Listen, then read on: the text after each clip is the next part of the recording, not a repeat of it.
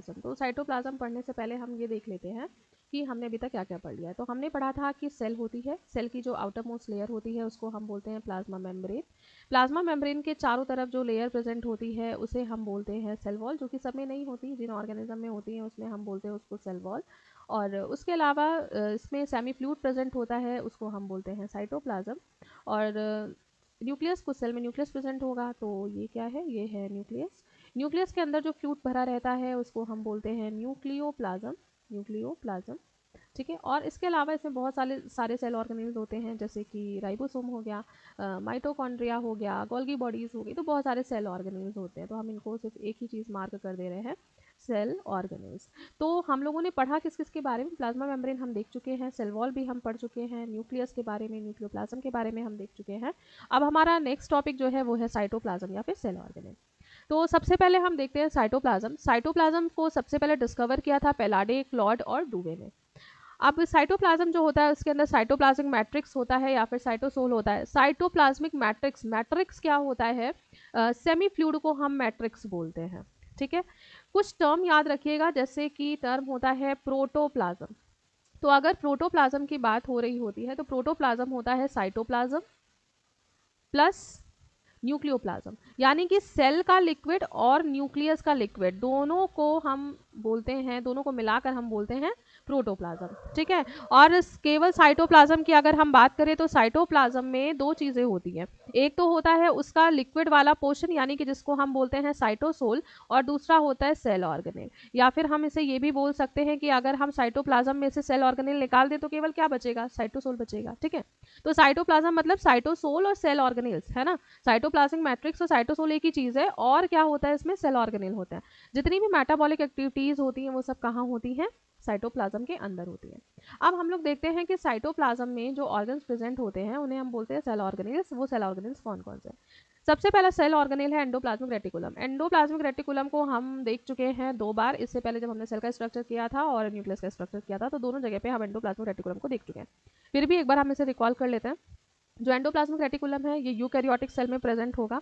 ठीक है। यानी कि जिन सेल में न्यूक्लियस होगा केवल वहाँ पे प्रेजेंट होगा, अगर न्यूक्लियस नहीं है तो एंडोप्लाज्मिक रेटिकुलम भी नहीं है।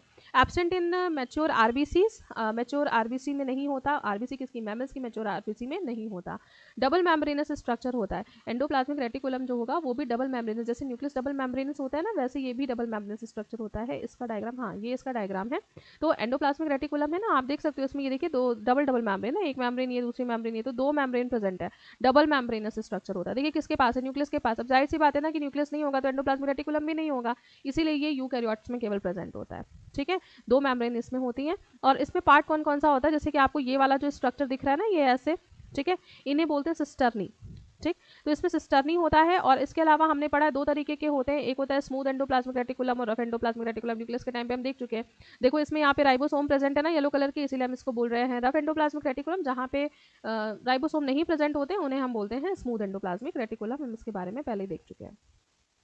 फिर इसमें एंडोप्लाज्मिक रेटिकुलम जो है यूकैरियोटिक में होता है। और आरबीसीज जो होती है, मैच्योर आरबीसी जो होती है, ध्यान रखिएगा, अगर इमेच्योर आरबीसी है तो वहाँ पे एंडोप्लाज्मिक रेटिकुलम प्रेजेंट होगा, लेकिन अगर मैच्योर आरबीसी है मैमल की तो वहाँ पे एंडोप्लाज्मिक रेटिकुलम नहीं होगा।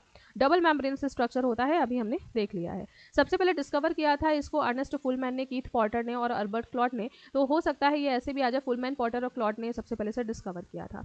अब इसके स्ट्रक्चर में जो सिस्टर्नी होती है, ट्यूब्यूल्स होती है, वेसाइकल होती है। सिस्टर्नी वो जो ऐसे ये वाला पोर्शन था ना, ऐसा डबल मेम्ब्रेनस, तो ये इसमें ये नीचे वाला पोर्शन इसका क्या होता है, सिस्टर्नी। और ये जो ऐसे डबल मेम्ब्रेनस स्ट्रक्चर, ये जो ट्यूब लाइक स्ट्रक्चर बना रहा है, ये होते हैं ट्यूब्यूल्स, और इसी के आसपास ऐसे करके वेसाइकल्स प्रेजेंट होता है। तो ये तीन पार्ट्स इसमें होते हैं। अब एंडोप्लाज्मिक रेटिकुलम जो होता है वो टू टाइप्स का होता है। एक होता है रफ एंडोप्लाज्मिक रेटिकुलम और दूसरा होता है smooth endoplasmic reticulum. Rough endoplasmic reticulum जहाँ पे राइबोसोम प्रेजेंट होगा, रफ एंडोप्लाज्मिक रेटिकुलम अगर राइबोसोम एब्सेंट है तो स्मूथ एंडोप्लाज्मिक रेटिकुलम। इसीलिए रफ एंडोप्लाज्मिक रेटिकुलम की जो सरफेस होती है कैसी होती है, रफ होती है। स्मूथ वालों की कैसी होती है, स्मूथ होती है, क्योंकि वहाँ पे राइबोसोम नहीं है। अब राइबोसोम जो होते हैं, और राइबोसोम को प्रोटीन, फैक्ट्री ऑफ प्रोटीन भी कहा जाता है, प्रोटीन सिंथेसिस, यानी कि राइबोसोम का काम क्या है, प्रोटीन बनवाना। तो अब जाहिर सी बात है कि यहाँ पे राइबोसोम प्रेजेंट है तो वो भी प्रोटीन सिंथेसिस का काम करेंगे। और यहाँ पे राइबोसोम प्रेजेंट नहीं होते, तो इसीलिए ये वाला जो एंडोप्लाज्मिक रेटिकुलम होता है ये लिपिड और स्टेरॉइड स्टेरॉइड हार्मोन्स का सिंथेसिस करवाता है। यहाँ पे राइबोसोम प्रेजेंट है, तो राइबोसोम क्या करवाता है, प्रोटीन का सिंथेसिस करवाता है। अभी हम आगे पढ़ेंगे कि राइबोसोम को प्रोटीन सिंथेसिस की फैक्ट्री बोलते हैं हम, है ना, फैक्ट्री ऑफ प्रोटीन सिंथेसिस। तो राइबोसोम प्रेजेंट है, इसीलिए ये प्रोटीन सिंथेसिस का काम करा रहा है। यहाँ पे राइबोसोम नहीं है तो ये लिपिड और स्टेरॉइड बनवाएगा। ठीक, कहाँ कहाँ पे प्रेजेंट रहता है, it is present in liver, liver में प्रेजेंट होता है smooth endoplasmic reticulum and help in the detoxification of many poison substances and drugs. हम जितना भी कोई भी दवा खा रहे हैं, कोई पॉइजन सब्सटेंस हमने अगर खा लिया है तो उन सब चीज़ों को लगातार डिटॉक्सिफिकेशन डिटॉक्स करने में हेल्प करता है, हमारी बॉडी से निकालने में हेल्प करता है। लेकिन ये कहाँ कहाँ का एंडोप्लाज्मिक रेटिकुलम की बात हो रही है, लिवर के स्मूथ एंडोप्लाज्मिक रेटिकुलम की बात हो रही है। लिवर के सेल में जो स्मूथ एंडोप्लाज्मिक रेटिकुलम होगा उसका ये मेन फंक्शन है। इसके अलावा रफ एंडोप्लाज्मिक रेटिकुलम जो होते हैं वो प्लाज्मा सेल्स में भी प्रेजेंट रहते हैं। गॉबलेट सेल्स जो कि सिक्रीशन करती हैं ऐसे सेल्स को बोलते हैं, वहाँ प्रेजेंट होते हैं। फाइब्रोब्लास्ट जो फाइब्रिन सिक्रीट करती है वहाँ वाली सेल्स में होते हैं। और स्मूथ एंडोप्लाज्मिक रेटिकुलम जो होते हैं लिवर सेल में प्रेजेंट होते हैं। अभी हमने देखा इंटरस्टिशियल सेल की दो जगह, कोई दो सेल्स के बीच में अगर कोई सेल्स प्रेजेंट है, कोई दो टिश्यूज के बीच में अगर सेल्स प्रेजेंट है तो उन्हें बोलते हैं इंटरस्टिशियल सेल, वहाँ पर ये प्रेजेंट होंगे। एडिपोज जो कि फैट स्टोर करने का काम करती हैं, ऐसी सेल्स में एंडोप्लाज्मिक रेटिकुलम प्रेजेंट रहता है। इसमें मेन आपको बस इतना ध्यान रखना है कि कहाँ कहाँ पे होता है। ठीक है, नेक्स्ट सेल ऑर्गेनेल है राइबोसोम। राइबोसोम को हम बोलते हैं प्रोटीन फैक्ट्री। अभी हमने देखा कि राइबोसोम जो होता है वो प्रोटीन का सिंथेसिस करवाता है, इसीलिए हम इसे बोलते हैं फैक्ट्री ऑफ प्रोटीन सिंथेसिस। इसके डिस्कवरर जो है उनका नाम है पेलाडे। पेलाडे ने सबसे पहले राइबोसोम को डिस्कवर किया था। अब ये कहाँ कहाँ हो सकता है, प्रोकैरियोटिक एंड यूकैरियोटिक दोनों ऑर्गेनिज्म में होता है। प्रोकैरियोटिक में हम पहले ही देख चुके हैं 70s टाइप का राइबोसोम होता है, यूकैरियोटिक में 80s टाइप का राइबोसोम प्रेजेंट होता है। Except mature sperm and mammalian RBC, कहाँ कहाँ नहीं होगा, मैच्योर स्पर्म में नहीं होता और मैमिलियन आरबीसी में नहीं होता राइबोसोम। इसका स्ट्रक्चर, इसके स्ट्रक्चर में केवल दो ही चीजें होती है, आरएनए और प्रोटीन। इसकी थ्योरी पढ़ने से पहले हम इसका डायग्राम देख लेते हैं। यहाँ पे ये जो स्ट्रक्चर है ये राइबोसोम का है। दो तरीके के राइबोसोम है ना, 70s और 80s। 70s राइबोसोम वो कहाँ होते हैं, जितने भी प्रोकैरियोटिक ऑर्गेनिज्म होंगे वहाँ पे 70s राइबोसोम प्रेजेंट होगा। इसके अलावा जो सेल ऑर्गेनेल होते हैं जैसे कि माइटोकॉन्ड्रिया, माइटोकॉन्ड्रिया में 70s राइबोसोम प्रेजेंट होगा। और इसके अलावा क्लोरोप्लास्ट में 70s राइबोसोम प्रेजेंट होगा। ध्यान रखिएगा ये जितने भी सेल ऑर्गेनेल हैं ये यूकैरियोटिक ऑर्गेनिज्म के हैं, लेकिन यूकैरियोटिक ऑर्गेनिज्म के होने के बाद भी इनमें 70s टाइप का राइबोसोम प्रेजेंट होता है। और 80s वाला जो राइबोसोम होता है वो यूकैरियोटिक ऑर्गेनिजम्स में होता है।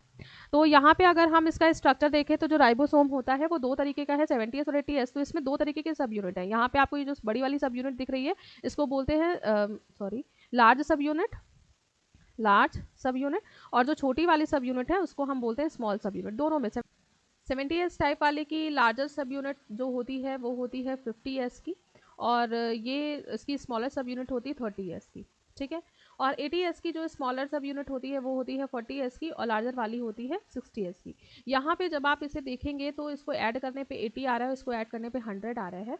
लेकिन ये जो मतलब इसको हमें ऐड ही नहीं करना, क्योंकि ये मैथ्स के जैसा कुछ है नहीं तो हमें इसे ऐड नहीं करना। मैं आपको बता दूँ इसमें क्या होता है कि राइबोसोम को जब टेस्ट ट्यूब में डाला और इसको जब घुमाया गया ना, तो जब पूरे दोनों सब यूनिट को साथ में घुमाया गया तो ये जो इसका सेडिमेंटेशन हुआ वो हुआ 70 पर, तो इसलिए हम इसे 70s बोल देते हैं। लेकिन जब इसकी दोनों सब यूनिट को अलग अलग करके घुमाया गया तब देखा गया कि जो इसकी लार्जर सब यूनिट है वो सेडिमेंट हो रही है 50 पे, और जो इसकी स्मॉलर सब यूनिट है वो सेडिमेंट हो रही है 30 पे। तो दोनों का जो कोएफिशिएंट है वो अलग अलग आया, सेडिमेंट कितने पे हो रही है अलग अलग आया। ठीक है, और दूसरी चीज़ ये थोड़ी जो स्मॉलर सब यूनिट और लार्जर सब यूनिट आपस में एक दूसरे को ओवरलैप कर लेती है। जैसे कि अगर मान लीजिए ये वाली लार्जर सब यूनिट है, ये 50s है, तो स्मॉलर सब यूनिट के जो 30s ने इसका ये थोड़ा सा पोर्शन जो है वो ओवरलैप कर लिया ना अपने में, तो लगभग ये जो डिफरेंस है उसी में कवर हो जाता है। ठीक है, तो हमें इसे किसी भी तरीके से जोड़ना नहीं है, बस इतना याद रखना है कि 70s की जो लार्जर सब यूनिट होती है वो होती है 50s, और स्मॉलर होती है 30s, और 80 की होती है 60s और 40s। ठीक है, और दूसरी चीज़ यहाँ पे एस का मतलब क्या है, ये है सेडिमेंट, सेडिमेंट कोएफिशिएंट। ठीक है, कि ये कितने पे जाकर सेडिमेंट हो रही हैं, ये इस एस का मतलब ये एक स्वेडबर्ग यूनिट है। ठीक है, तो ये राइबोसोम का स्ट्रक्चर है। राइबोसोम के स्ट्रक्चर में एक लार्जर सब यूनिट एक स्मॉलर सब यूनिट है। और इसके अलावा ध्यान रखिएगा कि लार्जर और स्मॉलर सब यूनिट जब आपस में मिलती है ना तो उसके लिए Mg+2 का कंसंट्रेशन ज़्यादा होना चाहिए, तभी ये दोनों सब यूनिट आपस में आके जुड़ेंगी, वरना नहीं जुड़ती है। ठीक है, तो जब Mg+2 का कंसंट्रेशन ज़्यादा होगा तो लार्जर सब यूनिट और स्मॉलर सब यूनिट आपस में जुड़ेंगी, वरना ये साइटोप्लाज्म में ऐसे ही घूमती रहती है। जैसे कि मान लो ये सेल है, अब सेल में लार्जर सब यूनिट भी है और स्मॉलर सब यूनिट भी है, लेकिन साथ में नहीं है। ये साथ में कब आएंगी? जब यहाँ पे Mg2+ का कंसंट्रेशन ज़्यादा होगा, तो ये दोनों साथ में मिलकर ये एक राइबोसोम बना लेंगे। ठीक है, मतलब राइबोसोम के दोनों सब यूनिट आपस में जुड़ जाएंगी। और जब यही Mg+2 का कंसंट्रेशन बहुत ज़्यादा हो जाता है ना, तो बहुत सारे राइबोसोम आपस में जुड़ जाते हैं। एक ये राइबोसोम, फिर ये दूसरा राइबोसोम, ये तीसरा राइबोसोम, दोनों सब यूनिट आपस में आके जुड़ गई है। तो ये जिससे जुड़ रही है ये है mRNA, और ये जो जुड़ रहा है ये है राइबोसोम। ठीक है, और जब एक ही mRNA में बहुत सारे राइबोसोम हो जाते हैं तो हम उसको बोल देते हैं पॉलीसोम या फिर पॉलीराइबोसोम। पॉली मतलब बहुत सारे राइबोसोम ना, तो उसे हम बोलते हैं पॉलीसोम या पॉलीराइबोसोम भी हम इस स्ट्रक्चर को कह देते हैं जब एक से ज़्यादा राइबोसोम जुड़ते हैं। ठीक है, और ये जो दोनों सब यूनिट होती हैं ये यहाँ पे mRNA से आके जुड़ती हैं। ठीक है, यहाँ पे mRNA होता है दोनों सब यूनिट के पास, खैर वो हम आगे देखेंगे।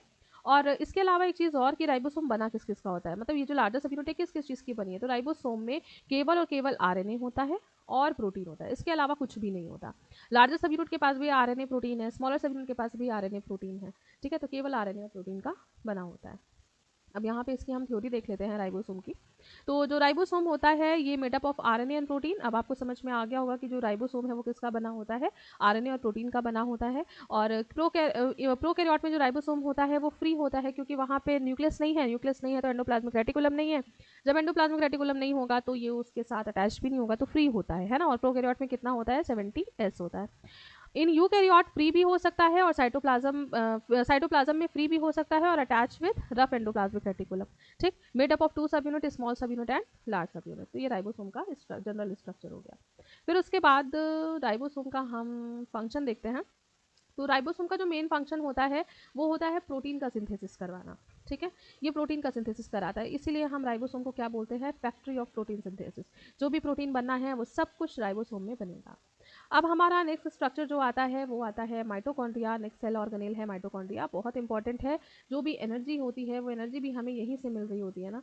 तो माइटोकॉन्ड्रिया को इसीलिए हम लोग power house of the cell बोलते हैं, क्योंकि ये हमें एनर्जी प्रोवाइड करवाता है। ठीक है, तो इसको सबसे पहले डिस्कवर किया था अल्टमान नाम के साइंटिस्ट ने, अल्टमान। और इसको माइटोकॉन्ड्रिया नाम दिया था बेंडा ने। ठीक है, और कहाँ कहाँ प्रेजेंट होता है, जो भी एरोबिक यूकैरियोट्स होते हैं भाई, क्योंकि रेस्पिरेशन के समय पे ही ये ऑक्सीजन की प्रेजेंस में ही ये एटीपी को रिलीज करवाएगा। तो जो भी एरोबिक यूकैरियोट्स होंगे वहाँ प्रेजेंट होगा। एरोबिक का मतलब जो ऑक्सीजन की प्रेजेंस में रेस्पिरेशन कर सके, उन्हें हम बोलते हैं एरोबिक या फिर ऑक्सी। ठीक है, absent in all anaerobic. Anaerobic जो ऑक्सीजन की प्रेजेंस में, मतलब जिन्हें रेस्पिरेशन के लिए ऑक्सीजन की ज़रूरत नहीं होती, या फिर ऐसा रेस्पिरेशन जो ऑक्सीजन के एब्सेंस में हो रहा है, तो जो भी ऑर्गेनिज्म ऐसे रेस्पिरेशन को कर रहे हैं उन्हें हम बोलते हैं एनारोबिक। तो एनारोबिक प्रोटोजोवंस या मैमेलियन आरबीसी या प्रोकैरियोट्स में ये माइटोकॉन्ड्रिया एब्सेंट होता है। ठीक है, प्रोकैरियोट्स में मैंने आपको बताया था माइटोकॉन्ड्रिया की तरह कौन काम करता है, मीजोसोम्स काम करते हैं। जो काम माइटोकॉन्ड्रिया का यूकैरियोट्स में होता है, प्रोकैरियोट में वही काम कौन कर रहा होता है, मीजोसोम्स कर रहे होते हैं। अब इसका स्ट्रक्चर हम लोग देखते हैं। तो माइटोकॉन्ड्रिया भी एक डबल मेम्ब्रेनस स्ट्रक्चर होता है, इसके ऊपर भी डबल मेम्ब्रेन होती है। तो ये जो मैंने लेयर बनाई है ये कौन सी है, ये है आउटर मेम्ब्रेन, सबसे ऊपर की लेयर आउटर मेम्ब्रेन। अब आउटर मेम्ब्रेन के बाद इसके अंदर होती है इनर मेम्ब्रेन, लेकिन इनर मेम्ब्रेन अंदर की तरफ फोल्ड होके ऐसे फिंगर लाइक प्रोजेक्शंस बनाती है, और इन फिंगर लाइक प्रोजेक्शंस को हम लोग कहते हैं क्रिस्टी या फिर टिब्यूल। तो ये जो अंदर वाली जो लेयर है ये कौन सी है, ये है इनर मेम्ब्रेन, इनर मेम्ब्रेन। ठीक, इनर मेम्ब्रेन जो है उसने अंदर साइड को फोल्ड होके कुछ फिंगर लाइक प्रोजेक्शंस बनाए हुए हैं, और इन्हीं फिंगर लाइक प्रोजेक्शंस को हम लोग कहते हैं क्रिस्टी, क्रिस्टी या फिर ट्यूब्यूल्स, क्रिस्टी या ट्यूब्यूल। ठीक है, और इसके ऊपर ऐसे बैडमिंटन के रैकेट जैसे स्ट्रक्चर्स प्रेजेंट रहते हैं। सारी क्रिस्टी के ऊपर ऐसे बैडमिंटन के रैकेट जैसे स्ट्रक्चर्स प्रेजेंट रहेंगे। इन्हीं स्ट्रक्चर्स को हम बोलते हैं ऑक्सीसोम, ऑक्सीसोम, या फिर इन्हीं का दूसरा नाम होता है F1 पार्टिकल्स, F1 पार्टिकल्स। और इसके अंदर भी फ्लूइड प्रेजेंट रहता है, क्योंकि सेल ऑर्गेनेल है तो इसके अंदर भी यहाँ पे सेमी फ्लूइड प्रेजेंट होगा, और इस सेमी फ्लूइड को हम लोग बोलते हैं मैट्रिक्स। और इस मैट्रिक्स में इसका अपना राइबोसोम भी होगा, ये है राइबोसोम। और मैंने आपको बताया था कि सेल ऑर्गेनेल के अंदर जो भी राइबोसोम प्रेजेंट होते हैं वो कितने होते हैं, 70s होते हैं। और ये एक ऐसा सेल ऑर्गेनेल है जिसके पास अपना जेनेटिक मटेरियल भी होता है। ठीक है, तो इसके पास क्या है, अपना जेनेटिक मटेरियल, और जेनेटिक मटेरियल प्रेजेंट होने की वजह से ही इसको हम सेमी ऑटोनॉमस ऑर्गेनेल भी कहते हैं। क्वेश्चन कई बार पूछ लिया जाता है कि सेमी ऑटोनॉमस ऑर्गेनेल कौन सा होता है, तो माइटोकॉन्ड्रिया और क्लोरोप्लास्ट ये ऐसे सेमी ऑटोनॉमस ऑर्गेनेल हैं। और सेमी ऑटोनॉमस हम इन्हें इसलिए कह रहे हैं क्योंकि इनके पास अपना जेनेटिक मटेरियल है। अगर इनको डिवाइड करना है ना तो इन्हें डिपेंड नहीं रहना पड़ेगा किसी के ऊपर, ये खुद से डिवाइड कर सकते हैं, ठीक है। फिर इसके बाद यहाँ पे जो दोनों मेम्ब्रेन हैं, अगेन दोनों मेम्ब्रेन के बीच का स्पेस क्या कहलाएगा, इंटर मेम्ब्रेनस स्पेस, लेकिन ये माइटोकॉन्ड्रिया का है तो हम इसे बोलेंगे माइटोकॉन्ड्रियल स्पेस, माइटोकॉन्ड्रियल स्पेस। अब स्पेस है तो दोनों स्पेस के बीच में फ्लूइड भी भरा होगा, तो इसके स्पेस में कौन सा फ्लूइड भरा रहता है, माइटोकॉन्ड्रियल फ्लूइड, ठीक है। तो ये जनरल स्ट्रक्चर है माइटोकॉन्ड्रिया का, और माइटोकॉन्ड्रिया को हम power house of the cell बोलते हैं क्योंकि इसमें एटीपी का प्रोडक्शन होता है, ठीक है। और इस पूरे माइटोकॉन्ड्रिया में जो एटीपी का प्रोडक्शन पार्ट करता है वो होता है ऑक्सीसोम। ऑक्सीसोम ही क्या करता है, एटीपी का सिंथेसिस करता है, ठीक है। एटीपी क्या है, energy currency of the cell. हमें एनर्जी चाहिए, हम खाना नहीं भी खाते तो भी हमारे पास एनर्जी रहती है ना, तो वो सारी एनर्जी हमें कहाँ से मिल रही है, माइटोकॉन्ड्रिया से, ठीक है। तो इसके फंक्शन देख लेते हैं। साइट ऑफ सेलुलर रेस्पिरेशन, हमारी जो सेल है रेस्पिरेशन कर रही हैं, जो सांस ले रही हैं, वो कहाँ से ले रही हैं, इस माइटोकॉन्ड्रिया के थ्रू ही ले रही हैं। इसीलिए ये किस चीज़ की साइट है, सेलुलर रेस्पिरेशन की। यानी कि हमारी जो सेल्स हैं वो उनके अंदर माइटोकॉन्ड्रिया है जो ऑक्सीजन की प्रेजेंस में रेस्पिरेशन कर रहा है, ठीक है। और रेस्पिरेशन करके वो क्या निकालता है, एटीपी बनाता है, और यही एटीपी जो है इसको हम energy currency of the cell कहते हैं। हमारी बॉडी को जो एनर्जी मिल रही है सब एटीपी के फॉर्म में मिल रही है ना, तो इसका फुल फॉर्म होता है एडिनोसिन ट्राइफॉस्फेट, और कहाँ पे बन रही होती है ये, माइटोकॉन्ड्रिया के अंदर। नेक्स्ट आता है गोल्गी एपरेटस, या प्लांट में हम इसे डिक्टियोसोम के नाम से भी जानते हैं। और गोल्गी एपरेटस को सबसे पहले डिस्कवर किया था एक साइंटिस्ट ने, और इन्हीं साइंटिस्ट के नाम पे इसका नाम गोल्गी पड़ा। तो उनका नाम था कैमिलो गोल्गी, ठीक है। कैमिलो गोल्गी एक साइंटिस्ट थे जिन्होंने गोल्गी एपरेटस को सबसे पहले देखा था, और प्लांट में इसको डिक्टियोसोम नाम दिया गया। और प्रेजेंट होता है जितने भी यूकेरियोट ऑर्गेनिज्म होते हैं यानी जिनमें न्यूक्लियस प्रेजेंट रहता है, यहाँ पे ये जो स्ट्रक्चर है ये गोल्गी एपरेटस का है। और गोल्गी एपरेटस में जो मेन पार्ट्स आपको यहाँ पे देखने को मिल रहे हैं वो है सिस्टर्नी, ठीक है ये। और दूसरा इसमें इसके ये वेसाइकल्स होते हैं, ये जो आपको वेसाइकल्स दिख रहे हैं सिक्रेटरी वेसाइकल्स, ये बहुत इंपॉर्टेंट पार्ट होते हैं इसका। तो इसमें क्या होता है कि ये सिक्रेटरी वेसाइकल्स जो हैं चीज़ों को पहले तो इससे अंदर लेके आएंगे ना, ये इनकमिंग वेसाइकल्स हैं, ये यहाँ पे अंदर लेके आएंगे, फिर उसके बाद गोल्गी एपरेटस में उन सब चीज़ों की प्रोसेसिंग होगी, और प्रोसेसिंग होने के बाद वो यहाँ से दूसरे वेसाइकल के थ्रू बाहर निकल जाते हैं, ठीक है। तो गोल्गी बॉडी के फंक्शंस हम लोग देख लेते हैं।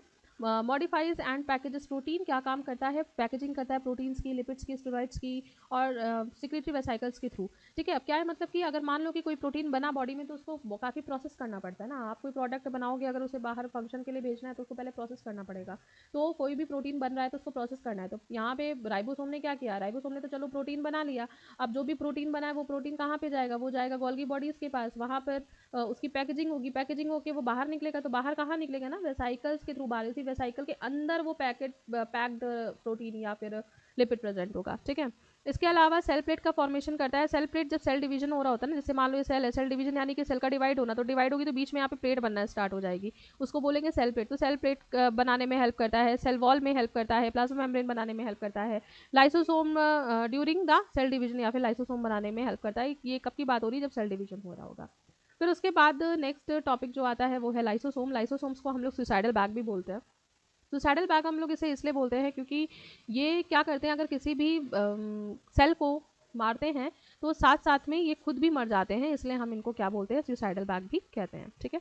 तो अकरेंस कहाँ कहाँ पे होते हैं, found in animal cell and some plant cell. Most of the animal cell में प्रेजेंट होंगे, प्लांट सेल में बहुत कम प्रेजेंट होते हैं।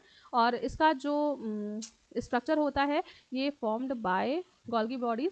बनते किससे हैं, गोल्गी बॉडीज से बनते हैं, यानी कि लाइसोसोम्स। अभी ऊपर हमने देखा ना गोल्गी बॉडी किस किस चीज़ को बनाने में हेल्प करती है, सेलप्लेट बनाने में हेल्प कर रही थी, और लाइसोसोम बनाने में भी हेल्प करती है ना। तो लाइसोसोम जैसे ये गोल्गी बॉडी है, तो जो यहाँ से वेसाइकल निकल रहे हैं ना बाहर, उसी में कुछ के पास हो गए कुछ ऐसे एंजाइम जो किसी दूसरे को मारने का काम करेंगे, तो अगर ऐसे हैं तो हम उसको बोल देंगे लाइसोसोम्स, ठीक है। तो लाइसोसोम्स कहाँ से बनते हैं, गोल्गी बॉडीज से बनते हैं। कंटेन पावरफुल डाइजेस्टिव एंजाइम, इनके अंदर बहुत सारे डाइजेस्टिव एंजाइम होते हैं, और ये डाइजेस्टिव एंजाइम जो होते हैं वो दूसरों को मारने का काम करते हैं, ठीक है। और ये जो एंजाइम होते हैं ये बनते कहाँ से, रफ एंडोप्लाज्मिक रेटिकुलम से बनते हैं, ध्यान रखिएगा, ठीक है। गोल्गी बॉडी है, गोल्गी बॉडी के पास वेसाइकल है, अब इसने ये वेसाइकल रिलीज कर दिया, इस वेसाइकल के अंदर क्या है बेटा, इस वेसाइकल के अंदर है एंजाइम, ठीक है, इसके पास है एंजाइम। अब ये जो एंजाइम है बेटा कहाँ से बन रहे हैं, ये बन रहे हैं रफ एंडोप्लाज्मिक रेटिकुलम से। और क्योंकि इसके पास ये डाइजेस्टिव एंजाइम है इसलिए हम इसको क्या बोल रहे हैं, लाइसोसोम बोल दे रहे हैं। तो लाइसोसोम कहाँ से बन रहा है, गोल्गी बॉडी से। लाइसोसोम के अंदर जो एंजाइम है कहाँ से बन रहा है, रफ एंडोप्लाज्मिक रेटिकुलम से बनते हैं।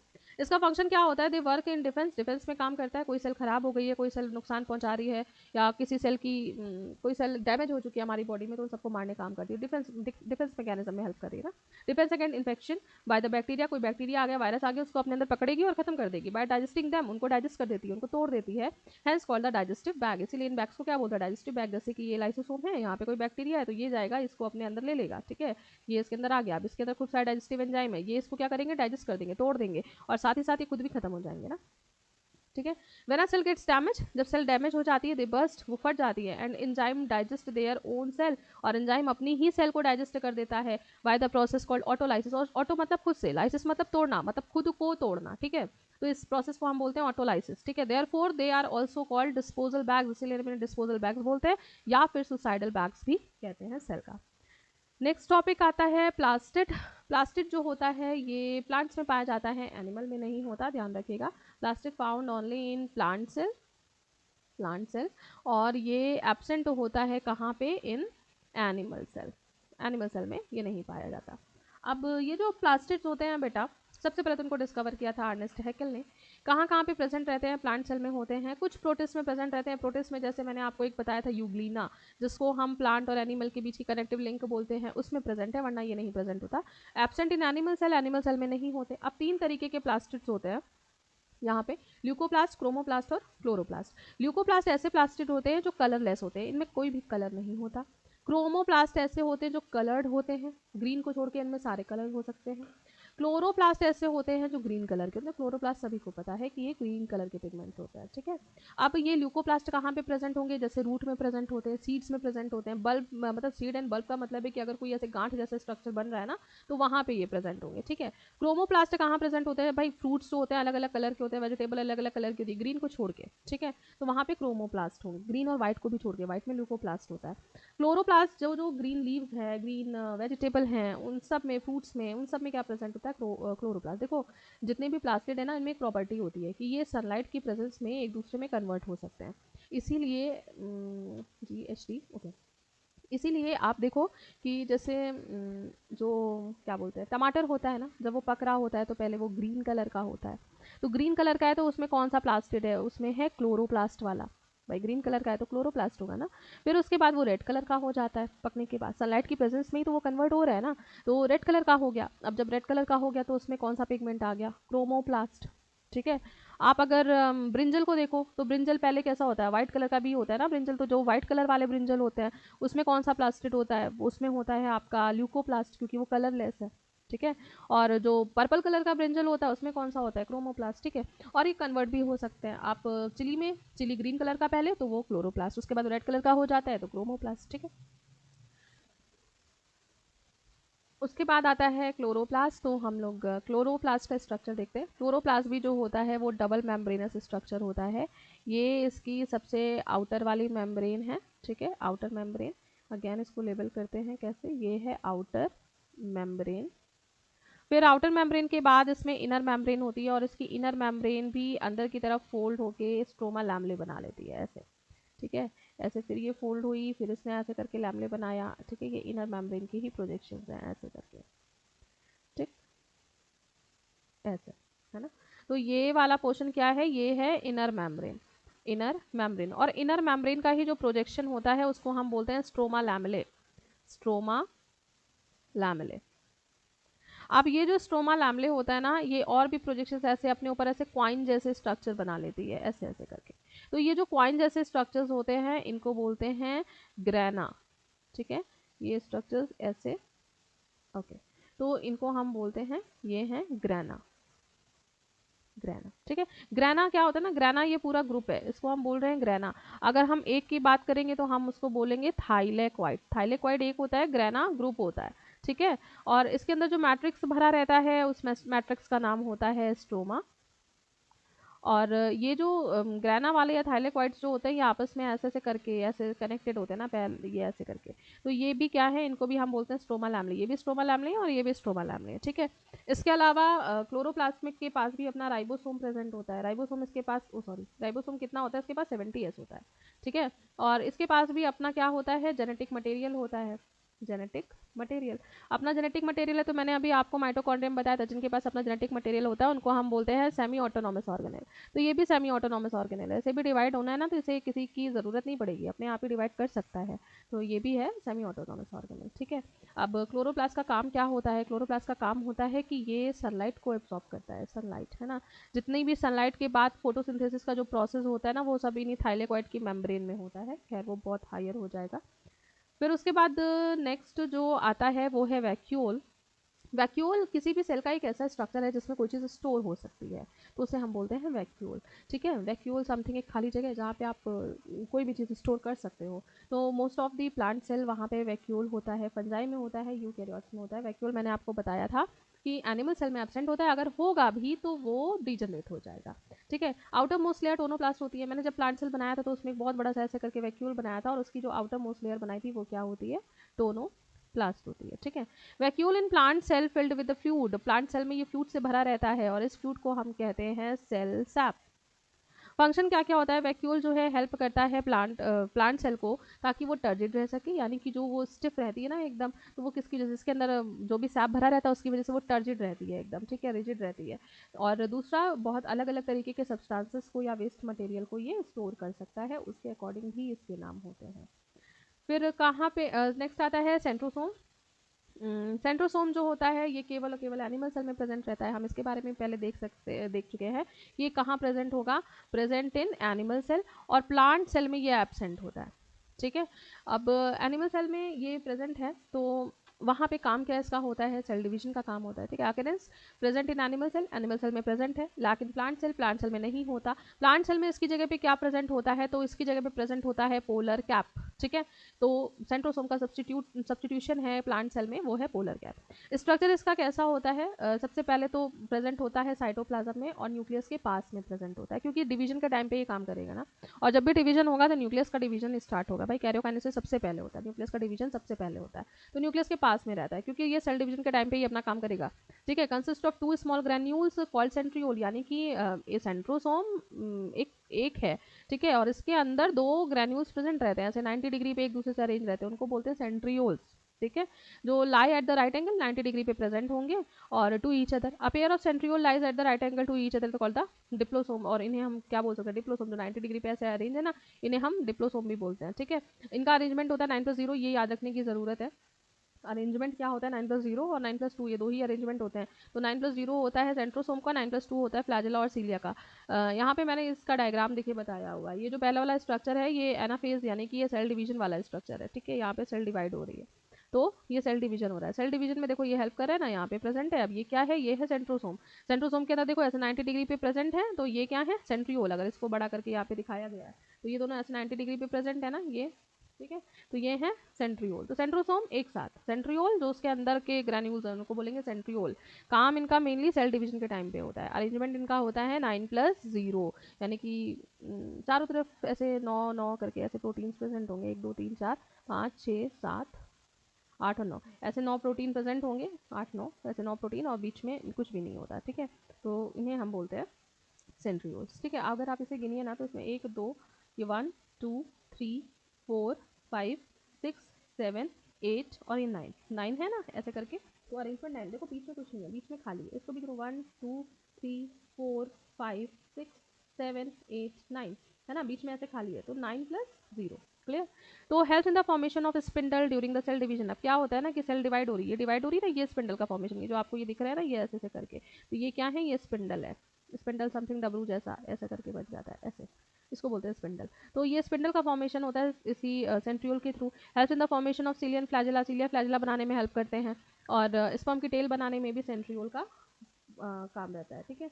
फिर उसके बाद नेक्स्ट आता है सीलियर फ्लैजिला। सीलियर फ्लैजिला जो है वो एक लोकोमोटरी ऑर्गन है, किसी भी ऑर्गेनिज्म में लोकोमोशन का काम करते हैं। सीलिया जो होते हैं न्यूमेरस होते हैं, इनको आप गिन नहीं सकते, बहुत सारे होते हैं। फ्लैजिला जो होते हैं वो मोस्टली 1 से 2 होते हैं, हेयर लाइक स्ट्रक्चर्स होते हैं और थोड़े बड़े होते हैं। सीलिया छोटे छोटे होते हैं, ठीक है। सीलिया प्रेजेंट होते हैं जैसे पैरामीशियम में, पैरामीशियम का ऐसा स्ट्रक्चर होता है समथिंग, तो इसमें आप ऐसे छोटे छोटे छोटे छोटे ऐसे करके चारों तरफ सीलिया देखोगे, ठीक है। फ्लैजिला जैसे यूग्लिना में होता है ना, फ्लैजिला ऐसे करके यूग्लिना है, इसमें ऐसे करके 2 फ्लैजिला, एक शॉर्ट और एक लॉन्ग फ्लैजिला आप देखोगे, ठीक। तो प्रोकैरियोट्स में प्रेजेंट रहता है, कुछ यूकैरियोट्स में प्रेजेंट रहता है, सारे यूकैरियोट्स में नहीं होता।